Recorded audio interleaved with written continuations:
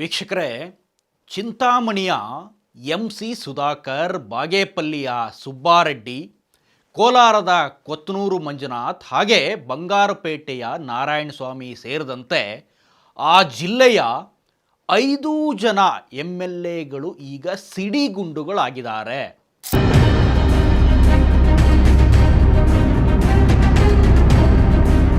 ಕೋಲಾರ ಜಿಲ್ಲೆಗೆ ಮಾನ್ಯತೆ ಸಿಕ್ಕಿಲ್ಲ. ಕೋಲಾರ ಜಿಲ್ಲೆಯಿಂದ ಯಾರನ್ನೂ ಕೂಡ ಈ ಬಾರಿ ಮಂತ್ರಿಯಾಗಿ ಪರಿಗಣಿಸಿಲ್ಲ ಅನ್ನೋದು ಅವರ ಬೇಸರಕ್ಕೆ ಕಾರಣ. ಇವರಿಷ್ಟೇನಾ ಅಸಮಾಧಾನಿತರು ಅಂತ ಕೇಳಿದರೆ ಸಾಕಷ್ಟು ಮಂದಿ ನಮ್ಮಲ್ಲಿ ಲಿಸ್ಟೇನೇ ಇದೆ. TB ಜಯಚಂದ್ರ ಇಂದ ಹಿಡಿದು HK ಪಾಟೀಲ್ ಅವರಿಂದ ಹಿಡಿದು ಬೇಳೂರು ಗೋಪಾಲಕೃಷ್ಣ ಅವರಿಂದ ಹಿಡಿದು ಗುಬ್ಬಿ ವಾಸು ಇಂದ ಹಿಡಿದು NA ಹ್ಯಾರಿಸ್, ಪ್ರಿಯಾ ಕೃಷ್ಣ, ಹಾಗೇನೆ ಅವರ ತಂದೆ ಲೇಔಟ್ ಕೃಷ್ಣಪ್ಪ ಸೇರಿದಂತೆ ಗಾಂಧಿನಗರ ಕ್ಷೇತ್ರದ MLA ದಿನೇಶ್ ಗುಂಡೂರಾವ್ ಕೂಡ ತಮ್ಮನ್ನು ಒಂದು ಮಾತನ್ನು ಕೂಡ ಪರಿಗಣಿಸಿಲ್ಲ ಅನ್ನೋ ವಿಚಾರವನ್ನು ಇಟ್ಕೊಂಡು ಹೈಕಮಾಂಡ್ ಮೇಲೆ, KPCC ಅಧ್ಯಕ್ಷರ ಮೇಲೆ, ಸ್ವತಃ DK ಶಿವಕುಮಾರ್ ಮೇಲೇನೆ ಮುಗಿ ಬೀಳ್ತಾ ಇದ್ದಾರೆ.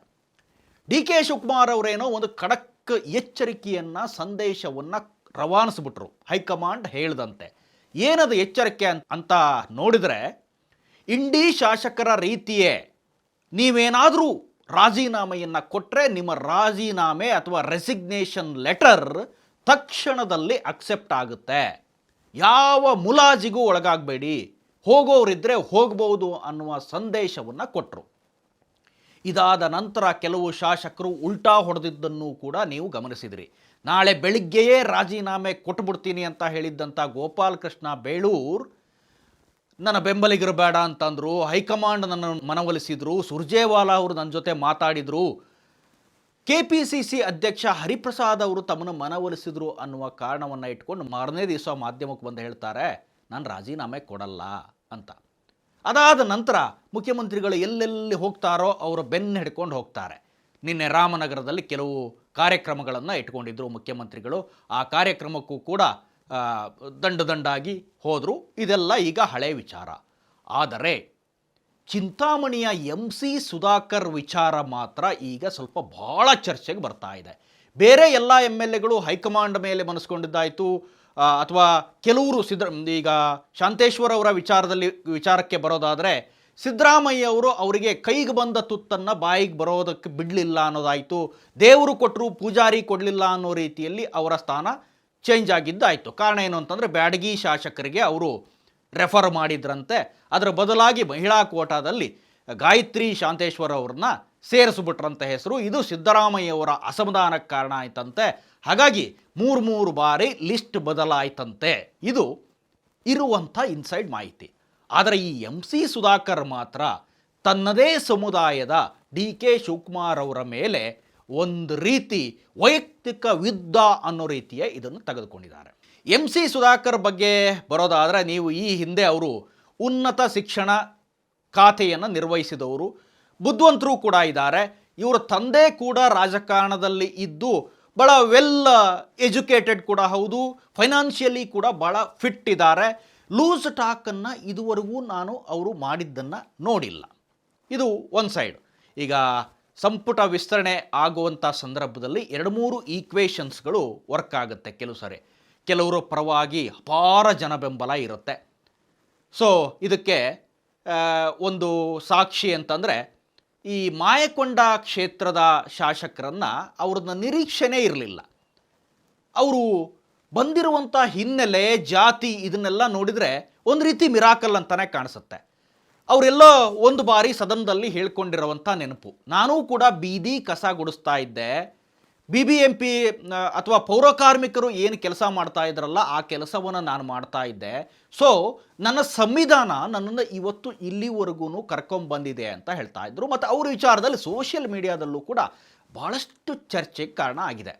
ನನಗನ್ನಿಸುತ್ತೆ ಈ SS ಮಲ್ಲಿಕಾರ್ಜುನ್ ಅವರಿಗೆ ಮೊದಲೇ ಏನಾದರೂ ಸ್ಥಾನ ಸಿಕ್ಕಿಬಿಟ್ಟಿದ್ರೆ ಬಹುಶಃ ಅವರ ಹೆಸರು ಎಲ್ಲಿ ಹಿನ್ನೆಲೆಗೆ ಸರಿದು ಬಿಡುತ್ತಿತ್ತೋ ಗೊತ್ತಿಲ್ಲ. ಆದರೆ ಮೊದಲು ಅವರ ಹೆಸರನ್ನು ತೆಗೆದುಕೊಂಡು ನಂತರ ಈ ಮಂಕಾಳ್ ವೈದ್ಯ ಮತ್ತು SS ಮಲ್ಲಿಕಾರ್ಜುನ್ ಅವರ ವಿಚಾರದಲ್ಲಿ ಜಟಾಪಟಿಯಾಗಿ ಆಮೇಲೆ SS ಮಲ್ಲಿಕಾರ್ಜುನ್ ಸ್ಥಾನ ಪಡೆದಿದ್ದು ಇದೆಲ್ಲ ಆದ ನಂತರ ಸೊ ಮಾಯಕೊಂಡ ಶಾಸಕರಿಗೆ ಅಥವಾ ಎಲ್ಲೋ ಒಂದು ಕಡೆ ಈ ಬಸವಂತಪ್ಪ ಅವರಿಗೆ ಹಣೆಯಲ್ಲಿ ಬರೆದಿತ್ತು ಅಂತ ಅನಿಸುತ್ತೆ ಮುಖ್ಯಮಂತ್ರಿ ಆಗಿರೋದು. ಬಹುಶಃ ಆ ಕಾರಣಕ್ಕಾಗಿ ಆಗಿದೆಯೋ ಅಥವಾ ಅವರು ಎಲಿಜಿಬಲ್ ಅನ್ನೋ ಕಾರಣಕ್ಕೆ ಕೊಟ್ಟಿದ್ದಾರೋ ಗೊತ್ತಿಲ್ಲ. ಈ ಒಂದೇ ಜಿಲ್ಲೆಗೆ 2 ಸ್ಥಾನ ಹೋಗಿದೆ. ಅಲ್ಲಿ ಕೊನೆಯ ಕ್ಷಣದಲ್ಲಿ SS ಮಲ್ಲಿಕಾರ್ಜುನ್ ಮಂಕಾಳ ವೈದ್ಯ ಸ್ಥಾನವನ್ನು ಕಿತ್ಕೊಂಡ್ರು ಅನ್ನೋದು ಈಗಿರುವಂಥ ಚರ್ಚೆ. ಆದರೆ MC ಸುಧಾಕರ್ ಸ್ಥಾನವನ್ನು ಯಾರು ಕಿತ್ಕೊಂಡ್ರು? ನೀವು ಸ್ವಲ್ಪ ಹಿಂದೆ ಹೋಗಿ ನೋಡೋದಾದರೆ ಕೋಲಾರ ಜಿಲ್ಲೆಯಲ್ಲಿ 3 ಮುಖಗಳು. ನೀವು ಏನೇ ಆದರೂ ಕೋಲಾರ ಜಿಲ್ಲೆಯಲ್ಲಿ 2-3 MLAಗಳು ಒಂದೊಂದು ಪಾರ್ಟಿ ಇರ್ತಿದ್ರು. ಈಗ ಕೋಲಾರ ಜಿಲ್ಲೆಗೆ ಮಾನ್ಯತೆ ಸಿಕ್ಕಿಲ್ಲ ಅನ್ನೋ ಕಾರಣವನ್ನು ಇಟ್ಕೊಂಡು ಹೆದ್ದಾರಿ ತಡೆ ನಡೆಸಿದ್ದೇನು, ಅವರವರ ಪರವಾದ ಬೆಂಬಲಿಗರು ಬೀದಿಗಿಳಿದಿದ್ದೇನು, ಸುಬ್ಬಾರೆಡ್ಡಿ ಬೆಂಬಲಿಗ ಅನ್ನುವಂಥ ವ್ಯಕ್ತಿ ಯಾರೋ ವಿಷ ಕುಡಿದ್ರು ಅನ್ನೋದನ್ನು ಕೂಡ ನೀವು ಮಾಧ್ಯಮಗಳಲ್ಲಿ ನೋಡಿದ್ರಿ. ಅಷ್ಟು ಮಟ್ಟಿಗೆ ಚರ್ಚೆ ಆಗ್ತಾ ಇದೆ. 5 ಜನ MLAಗಳು ಒಟ್ಟಿಗೆ ಕುಳಿತು ಪತ್ರಿಕಾಗೋಷ್ಠಿಯನ್ನು ನಡೆಸಿ ಹರಿಹಾಯ್ದಿದ್ದು ಆಯಿತು. MC ಸುಧಾಕರ್ ಅವರಂತೂ ನೇರವಾಗಿ DK ಶಿವಕುಮಾರ್ ಅವರನ್ನ ಟಾರ್ಗೆಟ್ ಮಾಡ್ಕೊಂಡು ಮಾತಾಡ್ತಾ ಇದ್ದಾರೆ. ಏನು ಹೇಳಿದ್ದಾರೆ MC ಸುಧಾಕರ್ ಅಂತಂದರೆ, ನಾನು ಸಿದ್ದರಾಮಯ್ಯನ ಕಡೆಯವರು, ನಾನು ಸಿದ್ದರಾಮಯ್ಯನ ಬೆಂಬಲಿಗ, ಸಿದ್ದರಾಮಯ್ಯ ಪರಮಾಪ್ತ ಅನ್ನೋ ಕಾರಣಕ್ಕೇನೆ DK ಶಿವಕುಮಾರೇ ನನ್ನ ಸ್ಥಾನವನ್ನು ತಪ್ಪಿಸಿದ್ರು ಅಂತ ಹೇಳಿದ್ದಾರೆ. ಮತ್ತು ತಾನೂ ಕೂಡ ಒಕ್ಕಲಿಗ ಸಮುದಾಯಕ್ಕೆ ಸೇರಿದಂಥ ನಾಯಕ, ಎಲ್ಲಿ ಮುಂದೆ ಓವರ್ಟೇಕ್ ಮಾಡ್ತೀನೋ ಅನ್ನೋ ಭಯದಿಂದನೂ ತಪ್ಪಿಸಿರ್ಬೋದು ಅನ್ನೋ ರೀತಿಯಲ್ಲಿ ಅವರ ಮಾತಿದೆ. ಮತ್ತು MC ಸುಧಾಕರ್ ಇವತ್ತವರೆಗೂ ತನ್ನ ಖಾತೆಯನ್ನು ಅತ್ಯಂತ ಜವಾಬ್ದಾರಿಯುತವಾಗಿ ನಿರ್ವಹಿಸ್ಕೊಂಡು ಬಂದಿದ್ದಾರೆ. ಎಲ್ಲೂ ಕೂಡ ಇದುವರೆಗೂ ಅವ್ರ ಮೇಲೆ ಒಂದು ಬ್ಲಾಕ್ ಮಾರ್ಕ್ ಇಲ್ಲ. ಮತ್ತು ಪಕ್ಷದ ಚಿಹ್ನೆಯನ್ನೇ ಇಟ್ಕೊಂಡು ನಾವು ಯಾವತ್ತೂ ಕೂಡ ಗೆದ್ದಿಲ್ಲ, B ಫಾರ್ಮನ್ನು ನಂಬ್ಕೊಂಡು ನಾವು ಗೆದ್ದವರೇ ಅಲ್ಲ ಅನ್ನೋ ಮಾತನ್ನು ಹೇಳ್ತಾರೆ. ಸೊ ಇದೆಲ್ಲ ನೋಡಿದ್ರೆ ಈ ಅಸಮಾಧಾನವನ್ನು ಸರಿಯಾದ ಟೈಮಿಗೆ ತಣ್ಣೀರು ಹಾಕಿ ತಣಿಸ್ಬೇಕಿದೆ. ಆ ಪ್ರಯತ್ನ ಕೂಡ ಆಗ್ತಾ ಇದೆ. ಚಲುವರಾಯಸ್ವಾಮಿ ಅಥವಾ ಮಾಗಡಿ ಬಾಲಕೃಷ್ಣ ಇವರೆಲ್ಲ ಸೇರಿ ಅವರನ್ನ ಸಮಾಧಾನ ಪಡಿಸೋದಕ್ಕೂ ಕೂಡ ಹೋಗಿದ್ದಾರಂತೆ. ಇಲ್ಲಿ ಕೃಷ್ಣಪ್ಪ ಅವರು, ಲೇಔಟ್ ಕೃಷ್ಣಪ್ಪ ಅವ್ರನ್ನ, ಮತ್ತು ಇನ್ನೊಂದು ಕಡೆ ಅವ್ರ ಮಗ ಪ್ರಿಯಾ ಕೃಷ್ಣ ಅವರನ್ನ, ವಿಜಯನಗರ ಮತ್ತು ಗೋವಿಂದರಾಜನಗರ 2 ಅಕ್ಕಪಕ್ಕದ ಕ್ಷೇತ್ರಗಳೇ, ತಂದೆ ಮಗ ಇಬ್ಬರೂ ಗೆದ್ದಿದ್ದಾರೆ. ಸೊ ಅಲ್ಲೂ ಕೂಡ ಅವ್ರನ್ನ ಸಮಾಧಾನ ಪಡಿಸುವ ರೀತಿಯಲ್ಲಿ ಮಾತಾಯಿತು ಅಂತ ಹೇಳ್ತಾರೆ. ದಿನೇಶ್ ಗುಂಡೂರಾವ್ ಅವರ ಬೆಂಬಲಿಗರು ಕೂಡ ನಿನ್ನೆ KPCC ಕಚೇರಿಗೆ ನುಗ್ಗೋಕ್ಕೆ ಯತ್ನ ಮಾಡಿಬಿಟ್ಟಿದ್ರು. ಸೊ ಈಗ ಕೋಲಾರದ ವಿಚಾರದಲ್ಲಿ, ಉಸ್ತುವಾರಿ ವಿಚಾರದಲ್ಲೂ ಅಷ್ಟೇ, ಅಥವಾ ಆ ಜಿಲ್ಲೆಗೆ ಮಾನ್ಯತೆಯೇ ಇಲ್ಲ. ಹಂಗೆ ಹೋಲಿಸ್ಕೊಂಡ್ರೆ ನಾವೊಂದು 5-6 ಜಿಲ್ಲೆಗೆ ಯಾವುದೇ ಸ್ಥಾನವೇ ಇಲ್ಲ ಬಿಡಿ. ಅದು ಬೀದರ್ ಇರ್ಬೋದು ಅಥವಾ ಉಡುಪಿ, ಅಲ್ಲಿ ಯಾವುದೇ MLAಗಳು ಗೆದ್ದಿಲ್ಲ. ಹಾಗಾಗಿ ಪಕ್ಕದ UT ಖಾದರ್ ಅವರಿಗೆ ಆ ಜಿಲ್ಲೆಯ ಮಳೆ ಮತ್ತು ಅತಿವೃಷ್ಟಿ ಅನಾವೃಷ್ಟಿ ನಿರ್ವಹಣೆಗೆ ವಹಿಸಿದ್ದಾರೆ. ಇನ್ನು ಮಂಕಾಳ ವೈದ್ಯ ಅವರು ಉತ್ತರ ಕನ್ನಡದಿಂದ ಅವರು ಕೂಡ ಸ್ಥಾನವನ್ನು ಪಡ್ಕೊಂಡಿದ್ದಾರೆ. ಹೀಗೆ ಸುಮಾರು ಅಷ್ಟು ಜಿಲ್ಲೆಗೆ ಸ್ಥಾನ ಇಲ್ಲ. ಆದರೆ MC ಸುಧಾಕರ್ ಮತ್ತು DK ಯುದ್ಧ ಮಾತ್ರ ಈಗ ಒಂದು ರೀತಿ ತಾರಕಕ್ಕೇರ್ದಂಗೆ ಕಾಣಿಸ್ತಾ ಇದೆ. ನೇರವಾಗಿ DK ಶಿವಕುಮಾರ್ ಅವ್ರನ್ನೇ ಟಾರ್ಗೆಟ್ ಮಾಡಿ MC ಸುಧಾಕರ್ ಮಾತಾಡ್ತಾ ಇದ್ದಾರೆ. ಮತ್ತು MC ಸುಧಾಕರ್ಗೆ ಪಕ್ಷದಲ್ಲಿ ಸ್ವಲ್ಪ ಹಿಡ್ತಾ ಇದೆ. ಪಕ್ಷದಲ್ಲಿ ಅನ್ನೋದಕ್ಕಿಂತ ಹೈಕಮಾಂಡ್ ಮಟ್ಟದಲ್ಲಿ ಹಿಡ್ತಾ ಇದೆ. ಆದರೂ ಕೂಡ ಈ ಬಾರಿ ಅವರಿಗೆ ಸ್ಥಾನ ಸಿಕ್ಕಿದೆ.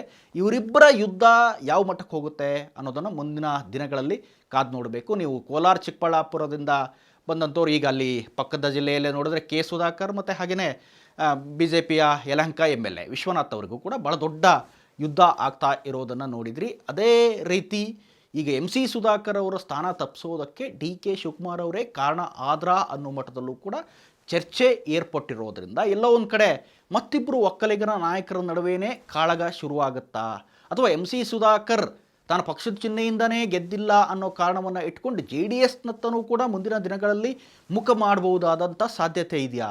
ಇವೆಲ್ಲವೂ ಕೂಡ ಈಗ ಚರ್ಚೆಯಲ್ಲಿದ್ದಾವೆ. ತುಮಕೂರು ಭಾಗಕ್ಕೆ ಬಂದರೆ ನೀವು KN ರಾಜಣ್ಣ ಅವರು ಕೂಡ JDSನತ್ತ ಮುಖ ಮಾಡ್ತಾರೆ ಅನ್ನುವ ಒಂದು ಅಲೆ ಅಥವಾ ಒಪಿನಿಯನ್ ಕ್ರಿಯೇಟ್ ಆಗ್ತಾ ಇದೆ. ಅವ್ರ ಪುತ್ರ ರಾಜೇಂದ್ರ ಯಾವಾಗಲೂ ಹೇಳ್ತಾ ಇರ್ತಾರೆ. ಎಲ್ಲೋ ಅವರು ಅಮಿತ್ ಶಾ ಅವ್ರನ್ನೂ ಕೂಡ ಒಮ್ಮೆ ಭೇಟಿ ಮಾಡಿ ಬಂದಿದ್ದರು. ಅವಾಗಲೂ ಕೂಡ BJPಗೆ ಹೋಗ್ತಾರೆ ಅನ್ನೋ ಚರ್ಚೆ ಆಯಿತು. ಈಗ JDSನತ್ತ ಮುಖ ಮಾಡ್ತಾರೆ ಅಥವಾ ಮಾಡಬಹುದು ಅನ್ನುವ ಚರ್ಚೆ ಏಳ್ತಾ ಇದೆ.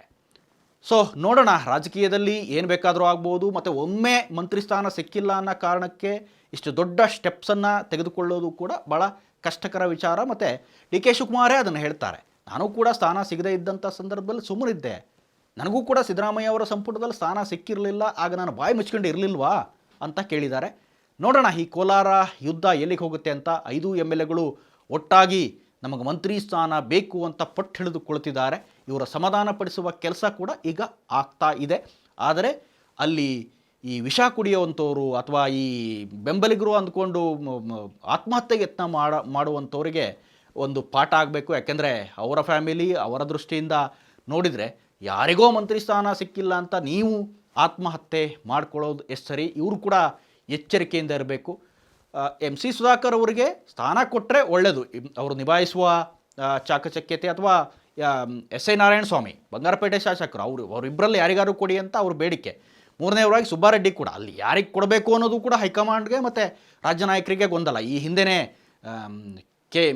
ಇದು ಮಿಲ್ಕ್ ಫೆಡರೇಷನ್ ಅಧ್ಯಕ್ಷರ ಸ್ಥಾನದಲ್ಲಿ ಏನೇನು ಆಯಿತು ಅನ್ನೋದನ್ನು ಆ ಜಿಲ್ಲೆಯಲ್ಲಿ ನೋಡಿದ್ದೀರಿ.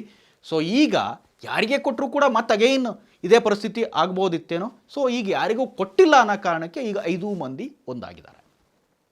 ಇದಿಷ್ಟು ಈ ಕ್ಷಣದ ಅಪ್ಡೇಟ್ಸ್. ಇಂಥದ್ದೇ ಮತ್ತಷ್ಟು ಕಂಟೆಂಟ್ಗಾಗಿ ನೋಡ್ತಾ ಇರಿ ಸುಮನ್ TV ಕನ್ನಡ. ಹಾಗೆಯೇ ನೀವೇನಾದರೂ ನಮ್ಮ ಚಾನಲನ್ನು ಸಬ್ಸ್ಕ್ರೈಬ್ ಮಾಡಿಲ್ಲ ಅಂತ ಆದರೆ ದಯವಿಟ್ಟು ಈ ಕೂಡಲೇ ಸಬ್ಸ್ಕ್ರೈಬ್ ಮಾಡಿ, ಶೇರ್ ಮಾಡಿ, ಲೈಕ್ ಮಾಡಿ ಮತ್ತು ಕಮೆಂಟ್ ಮಾಡೋದನ್ನು ಮರಿಬೇಡಿ.